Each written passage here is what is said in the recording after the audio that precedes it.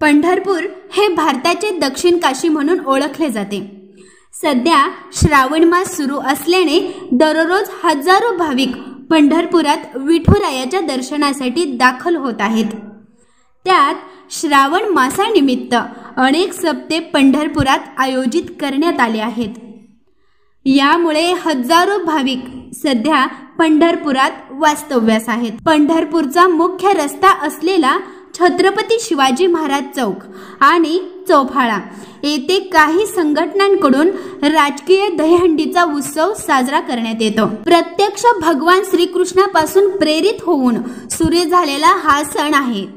पण अलीकडच्या काळात मुंबई पुण्यापर्यंत मर्यादित असलेले अश्लील नृत्यावर होणारा दहीहंडीचा सण हा अध्यात्म नगरी पंढरीमध्ये सुद्धा होत असल्याने भाविकांकडून तीव्र नाराजी व्यक्त करण्यात येत आहे। वास्तविक पाहता चौफाळा येथील गोपाळ कृष्णाचे मंदिर पुरातन आहे।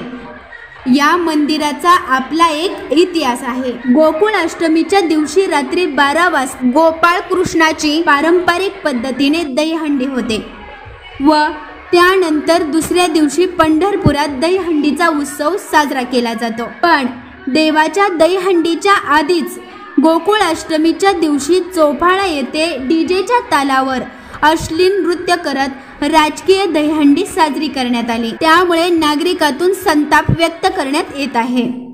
वास्तविक पाहता गोकुळ अष्टमीच्या दिवशी शहरातील माता मौल्या व भाविक मोठ्या श्रद्धेने या पुरातन गोपाळकृष्ण मंदिरात दर्शनासाठी येत असतात। पण झालेल्या गर्दीमुळे प्रत्यक्ष श्रीकृष्ण चेंगरल्यासारखा वाटत होता।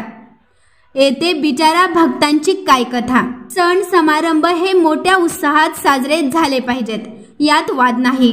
पण पंढरपूर सारख्या अध्यात्म नगरीत प्रत्यक्ष पांडुरंगासमोर डीजे डॉल्बीच्या तालावर तमाशाचा फड असल्यासारखे अश्लील नृत्य हे अशोभनीय आहे, अशा भावना गर्दीत चेंगरलेल्या भाविक भक्तांकडून येत होत्या। पोलीस प्रशासनाकडून या कार्यक्रमाच्या परवानगीबाबत बराच खल झाला असला तरी प्रतिष्ठित पुढाऱ्यांचे चट्टेपट्टे असल्यामुळे प्रशासनाने नमतं घेतल्याची चर्चा देखील पंढरपुरात होत आहे। यात्रा कालावधीमध्ये अतिक्रमण काढण्याची तत्पर असणारी नगरपालिका गेल्या 3 दिवस झाले पंढरपुरात भाऊ आप्पा मामा यांचे भले मोठे डिजिटल लागले असताना डोळेझाक करून गप्प का आहे, असाही प्रश्न नागरिकांमधून उपस्थित होत आहे।